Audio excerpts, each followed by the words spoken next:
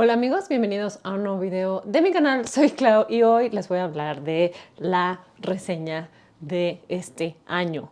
No es cierto, no creo que sea el libro de este año, pero sí es uno de los libros más populares, más anticipados de este año y es nada más y nada menos que En la sombra de El Príncipe Harry.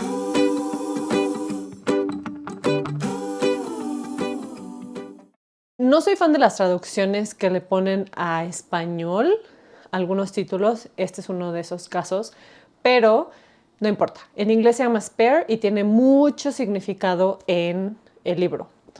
He escuchado que la traducción del libro al español no está muy buena. Yo lo leí y lo escuché en inglés, entonces si les gusta leer libros en inglés, este se los voy a recomendar en inglés porque es directamente el idioma que habla la persona que escribió el libro.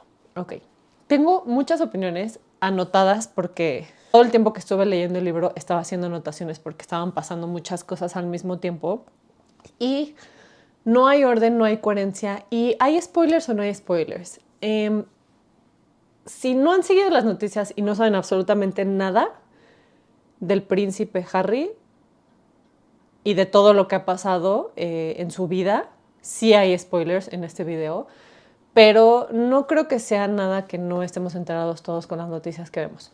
¿De qué se trata este libro? Este libro lo escribió el príncipe contando la historia de su vida a partir de la muerte de su mamá. Ojo, algo súper importante del libro, bueno, que a mí me pareció súper importante fue que aunque crees que este libro se lo está dedicando a su esposa y a sus hijos, no, en realidad este libro es como contar la versión de su vida desde su perspectiva y desde la realidad de su vida y no lo que se comunica en medios masivos y la prensa y paparazzis, etc. Y es una carta, este libro es como una carta que él le escribe a su papá y a su hermano para que entiendan por qué se fue, por qué abandonó su país y abandonó sus responsabilidades con la corona y como que es una explicación de qué es lo que pasó aquí, ¿ok? Entonces, desde ahí empezamos como él está tratando de explicar su versión y por qué tomó las decisiones que tomó, tomando en cuenta que todo el mundo asume que lo conocen, ¿no? Porque nos hemos enterado, porque hablan de esto, porque lo toman fotos, porque lo siguen, bla, bla, bla. Entonces, esta es como su forma de decir, ok, van a hablar de mí, ok, pero yo también voy a hablar de mí y esta es mi historia. Algo súper importante que quiero dejar claro desde el principio de este video es que yo respeto muchísimo a las personas que escriben libros. Creo que escribir un libro y publicarlo es algo muy admirable y muy importante. Y tengo mucho respeto siempre. Ahora, hay libros que tal vez no sean de nuestro gusto, ¿no? Que nos parecen aburridos, que nos parecen lentos, que nos parecen lo que sea. Y está bien, nosotros somos los que calificamos nuestro gusto del libro. Pero lo que sí no estoy de acuerdo es que la gente, porque lo vi en gente que sigo en esta red y en otras, que hablaban de lo aburrido que es este libro. Primero que nada, creo que le debemos mucho respeto a la persona que está contando su historia y poniéndola afuera en el mundo. Creo que habla de todo lo que él sentía que era importante hablar y a mí no me pareció aburrido. Y creo que, sobre todo cuando alguien está escribiendo la historia de su vida, tenemos que ser mucho más empáticos y compasivos. Y chance hay gente que escribe su historia y a mí no me interesa leer su historia. Ajá. Pero no voy a hablar mal del esfuerzo y del trabajo que hicieron estas personas al escribir su historia. ¿Me explico? Entonces, aquí no hay crítica, aquí hay mucha admiración por todos los autores y autoras y sobre todo quienes cuentan su historia en forma de autobiografía. Dejando ese punto a un lado, vamos a empezar. Entonces, el libro empieza a partir de la muerte de la princesa Diana y cómo se manejó la muerte de la princesa Diana dentro de su familia. Acuérdense que el mundo entró en un luto tremendo y estaba lleno de flores y fue muy emotivo. Pero realmente él cuenta lo que pasó dentro de su círculo íntimo entre él, su hermano y su papá, cómo vivieron esta pérdida, cómo avanzaron hacia adelante. Y la verdad, spoiler alert, lo manejaron muy mal. Él nunca tuvo ayuda profesional después de la muerte de su mamá, que era como su persona. No se vuelve a tocar el tema en la familia, se vuelve como un tabú, un secreto a voces. No importa que seas la realeza inglesa o cualquier persona, cuando vives un luto necesitas hablar de eso, necesitas sanarlo de alguna forma, y esta es la historia de cómo él aprende a sanar, pues por las buenas y por las malas y como puede, y después de muchos años, porque es un proceso que le toma mucho tiempo, porque obviamente era un niño muy chiquito cuando pasó esto y nadie supo manejarlo. Y es impresionante estas personas con todos estos recursos y que no tengan o no se acerquen a los recursos para ayudar a 2 niños a lidiar con la pérdida más importante de sus vidas. Pero eso es mi yo psicóloga frustrada. Creo que si todos queremos encontrar un villano en esta historia, porque obvio todos queremos saber quién es el villano. Cuando hicieron la entrevista de Oprah y hablaron como de estas personas que se negaban como a la relación de Meghan y Harry y como que estaban ahí como creando conflictos, decimos, ¿quiénes son, no? Bueno, en el libro va a quedar mucho más claro quiénes son las personas que se metieron ahí, por qué se metieron, cómo se metieron. Hay un gran villano, obviamente, que son como esta institución que hay detrás de la monarquía que está desesperada por no perder su lugar y que están desesperados porque el público lo siga aprobando y están dispuestos a sacrificar su propia vida y su propia salud mental y emocional a cambio de seguir portando la mentada corona. Pero de eso me surgen muchas otras dudas que hablaremos más adelante. Ok, siguiente punto. Creo que su historia, o lo que él intenta hacer, como ya dije al principio, es decir, a ver, se dice esto fue lo que pasó, esta fue la verdad. Y muchas veces en el libro vamos a ver que él nos cuenta lo que se dijo en la prensa y lo que realmente pasó y cómo él no podía meterse por esta misma ideología que tienen en la monarquía de que no te quejes y no hables, ¿no? Es como el lema, así de no puedes levantarte a defender lo que pasó y lo que no pasó, tú deja que asuman lo que quieran y sigue con tu vida y haz como si nada. Y él cuenta varias veces que a él lo pusieron como en una luz como de un niño perdido, un niño drogadicto, un joven hasta racista, o sea, le metieron ahí mucha propaganda que la corona realmente no se molestó mucho por rectificar. Entonces, él habla mucho como de cómo no pasaba lo que decían que pasaba, qué es lo que realmente estaba pasando. O sea, como que sí clarifica muchas cosas que como que nosotros tenemos otra idea de cómo fue su juventud. Y aquí ya vamos a tener un poco más claro. Habla mucho también de esta relación que se me hizo súper interesante de él con su papá. La personalidad de su papá es una personalidad muy específica. Y creo que si ya vieron The Crown, como yo, le atinaron muy bien, porque es como la personalidad del futuro rey, es como ese inter de no soy esto, pero tampoco soy el heredero, pero tengo que esperar a ser el heredero. Entonces como que encontrar su lugar, y como papá también puedes ver que es así. Es como una persona muy indecisa, muy pasiva, como que está tratando de ser un buen papá, pero no sabe cómo ser una persona. Entonces como que vamos a conocer al papá, que ahora es el rey Carlos, mucho más a fondo a través de la relación que tiene con su hijo y de esta separación que hay al final entre ellos. A la fecha no están en buenos términos ni el papá ni el hermano, ni William ni el rey están en buenos términos con Harry, y él lo dice desde el principio. También vamos a hablar de Camila, la famosísima Camila, y cómo la dificultad que fue traer a Camila a la familia después de la muerte de la princesa Diana, y cómo a ellos como hijos obviamente estaban en conflicto porque sabían que Camila era como gran parte de todos los problemas maritales que tuvieron sus papás, pero al mismo tiempo entendían cuánto el papá ama a esta señora y quiere estar con ella. Entonces están como conflictuados literal entre el amor a su mamá y como la lealtad a su mamá, y el amor y la lealtad hacia el papá. Y Camila es ahí como la que llega como a hacer esta separación. No habla tan a fondo de ella, pero lo poco que dice de ella, siento que yo ya tenía como una idea más o menos de cómo sentía que era ella, y esto solo lo comprobó. Y no les voy a decir nada para que lean el libro, pero interesante personaje en esta historia. Él habla mucho de las escuelas a las que fue, que eran internados, cómo se va a la escuela solo después de la muerte de su mamá, y nadie prácticamente habla de eso. Después como entra a la escuela donde está William, y William le pide que haga como si no se conocieran, como que William, a partir de este rol en el que están, en el que William es el heredero y Harry es el spare o el segundo, se creen esta historia, se creen esta narrativa porque crecen como influenciados por esta narrativa de tú eres el heredero, entonces tú eres el centro del universo y tú tienes que ser más popular y más querido y más... Entonces como que desde ahí puedes ver cómo hay una separación entre los hermanos, no por falta de amor entre ellos, sino porque son estas ideas que se están reforzando constantemente de lo que tienes que ser y de que tú no eres el heredero y de que tú estás en segundo plano.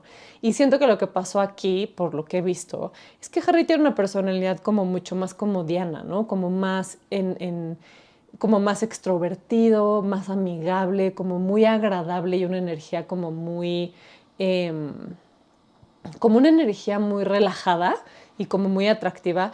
Y tal vez William es más como su papá, ¿no? Tal vez es como que se ha vuelto con los años como más rígido y más serio. Y por ese mismo peso que trae encima de que es el siguiente rey, entonces eso como que crea conflicto. El mismo conflicto que hay en el matrimonio del rey Carlos y la princesa Diana, en el que él se siente opacado por ella, siento que pasa exactamente lo mismo con William y con Harry.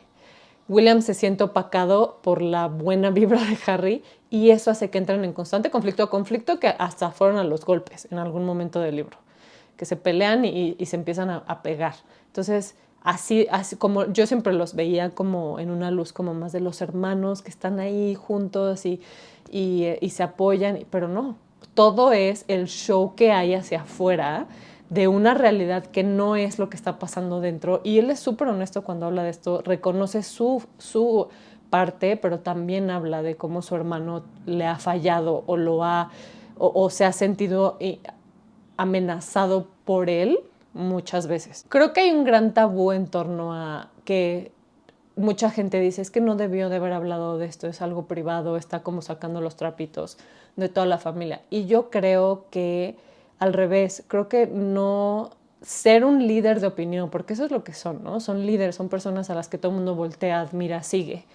Que estas personas se estén tragando todo lo que son y todo lo que sienten por servir a un bien mayor, que es un bien para mí, la corona es un poco arcaico, por conservar un título imaginario de algo y no servirte a ti como ser humano, y no de una forma egoísta, sino de una forma humana, de decir, perdí a mi mamá, no quiero hacer este trabajo, quiero que respeten mi privacidad, mi dignidad, quiero que se escuche lo que yo pienso, no lo que ellos creen que pienso. O sea, creo que no es muy loco pedir eso. Creo que hoy en día todos tenemos ese derecho. ¿Por qué ellos no?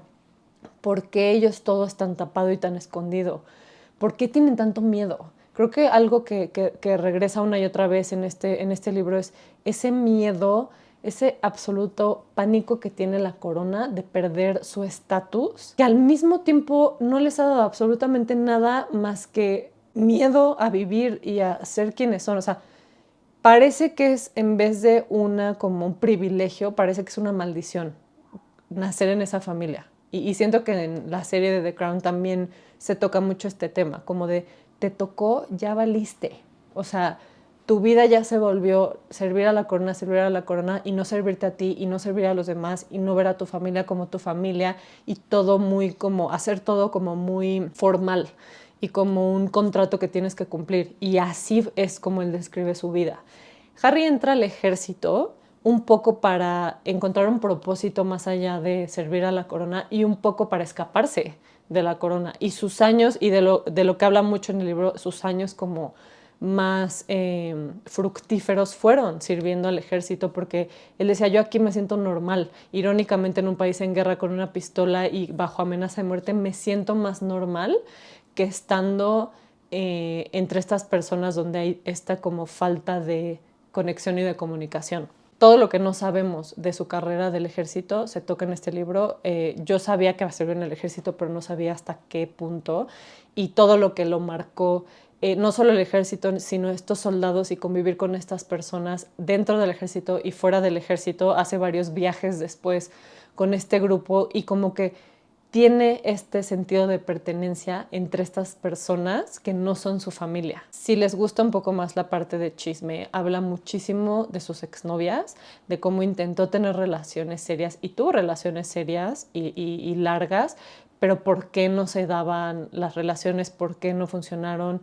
Habla muy bien de ellas y como que se ve que hay mucho respeto y admiración mutuo al hablar de ellas y de cómo son parte importante de su pasado y de las decisiones que toma, y cómo de verdad estas personas eran acosadas por los medios desde el día uno. Él obviamente siempre fue acosado, todo era en función de me van a seguir, me van a ver, se metía a las cajuelas de los coches de sus guardaespaldas, él está con guardaespaldas todo el tiempo, desde que es un niño en un internado, en el otro internado, en el ejército también tiene guardaespaldas, es una persona de interés, entonces tiene que estar siempre protegido. Está contando su historia tal cual es, como que no hay pretensiones, no se quiere hacer más o como ponerse mucha atención, como que se me hizo una forma muy humana de contar una historia muy real. 3 cosas más que es lo que me pareció más interesante de leer este libro.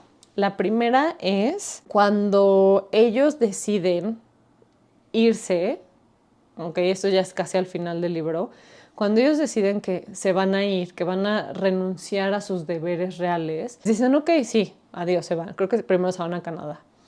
Y entonces él dice que lo único que él pelea que no le quiten es sus guardaespaldas, porque él ha estado protegido toda la vida, tiene una familia ahora, han sido amenazados de muerte miles de veces, y si hasta en el ejército él era persona de interés y hasta en el ejército él tenía sus guardaespaldas con él, obviamente cuando se va de Inglaterra dice, necesito que me dejen a mi seguridad. Ellos, la corona le responde, sí, claro, te los dejamos un año en lo que tú te organizas. Llega a Canadá, pasan 2 o 3 semanas y le dice el guardaespaldas que le acaban de dar la instrucción de que se acabó, de que se van esa misma semana. Entonces a él le quitan esto. El pretexto de la corona, de su papá o de quien sea, es que pues ya no estás trabajando con nosotros, ¿no? Entonces ya no tienes derecho a esta protección que es como como una prestación de tu trabajo que ya no tienes. Entonces como que a mí se me hace muy, y él lo dice, o sea, dice, a ver, soy un güey de 30 años que me mantiene mi papá, por así decirlo, pero yo toda la vida le serví a la corona. No me dieron la oportunidad ni siquiera de tener otro sueldo o de buscar tener otro ingreso porque mi trabajo, el 100% del tiempo era servirle a la corona y a cambio la corona me mantenía. Entonces ahora que no, soy un güey de 30 y tantos años sin ninguna experiencia profesional, sin ninguna oportunidad fuera de mi familia para ahora ganar dinero. Mucha gente dice que están ordeñando como los medios masivos para contar su historia porque están ganando mucho dinero a cambio. Y digo, bueno, pero también necesitan tener un ingreso. Entonces no creo que sea tan polarizante decir, oye, necesito ganar dinero, ¿cómo voy a ganar dinero para mantener a mi familia? Otra cosa que también se me hace medio interesante es que ella, Megan, fue actriz muchos años, creo que 6 años estuvo en este programa que fue muy famoso de Suits, y me imagino que ganó cierto dinero. ¿Dónde es ese dinero? ¿Qué hizo con ese dinero? Se lo gastó, lo reinvirtió. O sea, como que hay un momento en el que están sin dinero los dos. Y llega otro güey, un güey tercero, a llevarlos en su jet privado a su casa en Los Ángeles a que vivan y les pone guardaespaldas él. O sea, básicamente llega un güey y los mantiene. Un Tyler Perry, que es un productor gringo.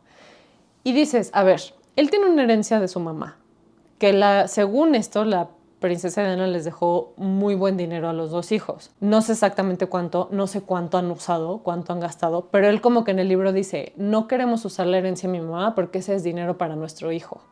Y dices, ok, que esté pensando en su hijo, pero si él necesita desesperadamente el dinero, ¿por qué no usarlo si su mamá se lo dejó a él? ¿Y ella dónde está su dinero? O chance sí tenía, o chance ya se lo había gastado. Entonces como que ahí está medio rara las cosas de dinero, porque el papá es el que paga, pero viene a través de la corona. Entonces cuando Harry se quiere casar con Meghan, el papá le dice, es que no te puedo pagar la boda. Entonces dices, a ver, de las familias o la familia más rica de Inglaterra, pero no pueden pagar una boda, pero tienen 87 palacios y no sé cuántas hectáreas de terreno. Entonces, ¿cómo funciona? Esa es mi duda. ¿Cómo funciona la economía, lo financiero en la monarquía? ¿Por qué no tienen como dinero cada uno? ¿Por qué dependen del de arriba?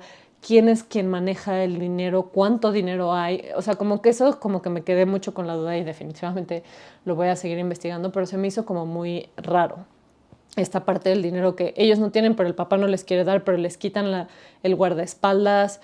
Entonces ellos le tienen que pedir a otra persona tercera, no sé, eso está raro y sí habla abiertamente de eso, pero no sabemos bien a fondo cómo son las finanzas de todo. Hay otra parte que se me hizo súper interesante. Hubo un drama ahí que seguramente en algún momento vieron en las noticias entre Kate, la princesa Kate y Meghan, y que una hace llorar a la otra, y luego en la entrevista Meghan dice, no, yo no le hice llorar a ella, como dijo la prensa, ella me hizo llorar a mí. Y aquí él como que aclara un poco qué fue lo que pasó en este conflicto, cómo lo manejaron, por qué lo manejaron así, y después se reúnen los cuatro como a hablar de todo lo que está pasando entre ellos y como toda esta prensa negativa que tienen como de competencia entre hermanos y esposas, y qué pasa en esa conversación. Y eso no les voy a contar más porque quiero que lo lean, pero está muy bueno el chisme, está muy bueno el chisme entre estas dos parejas y todo lo que hay atrás. Y también como esta relación que a Harry le hubiera gustado tener con su hermano y que le hubiera gustado tener entre parejas y con sus sobrinos. O sea, de verdad hay mucha distancia y por lo que se entiende en el libro, Harry no provoca esta distancia, pero el hermano sí la permite. Chansey no la provoca, pero sí la permite, y como que lo tiene muy a la raya siempre. Como que no lo deja entrar, como que compite mucho con él. Y creo que esto volvemos a lo mismo, esta ideología de que yo soy el heredero, entonces yo tengo que ser más que tú. Y eso me lleva al final del libro. Pasa algo muy padre al final del libro. No les voy a decir qué, pero la forma en la que cierra el libro y lo que le dice Meghan a Harry de lo que ella opina de todo esto es como exactamente como tiene que terminar el libro. Se me hizo una forma padrísima de terminarlo, como que habla de cosas muy tristes y de una relación como muy complicada familiar, pero termina en lo importante y termina en lo que él ahora es y en la decisión que él tomó y en la familia que él decidió formar y en que por salud mental decidió alejar a su familia de ese foco tan negativo y de esa como dinámica tan tóxica que hay. Y creo que fue algo muy valiente hacerlo, creo que fue algo muy valiente hablar de eso, y disfruté muchísimo el libro, me enteré de muchas cosas que no sabía, me dio más curiosidad de seguir indagando más allá de la familia real, y tengo muchas ganas de ver qué pasa en los siguientes años, si esta va a ser la generación que ya rompa este ciclo de muchos años de la monarquía, y no que rompa la monarquía, sino que sea una monarquía moderna en la que se puedan hablar de cosas difíciles, en las que se puedan tomar decisiones por el bienestar emocional y mental de los involucrados. Y no sé, a ver qué pasa. No ha habido comentarios, hasta donde sé, de la familia real hacia el libro, pero estoy segura que adentro, entre ellos, ha habido muchas opiniones. Y no sé si esto logre reenmendar la relación con su papá y su hermano, no creo, pero tal vez a largo plazo haya por ahí algo más que ver. Va a ser la coronación del rey Carlos próximamente, y no sé si él está invitado, no creo que esté invitado, no sé si lo invitarán, si él iría o no. Pero eso es todo. Disfruté mucho este libro, disfruté mucho como analizar este libro. Es muy interesante leer las historias de las personas y tratar de entenderlos desde sus palabras y desde su perspectiva. Y eso es todo. Si ya leyeron este libro, déjenme abajo aquí en los comentarios qué les pareció. Muchas gracias por ver este video. Si les gustó, no olviden darle like, y si no están suscritos, suscríbanse al canal, me ayudan mucho suscribiéndose, y los veo en el siguiente video.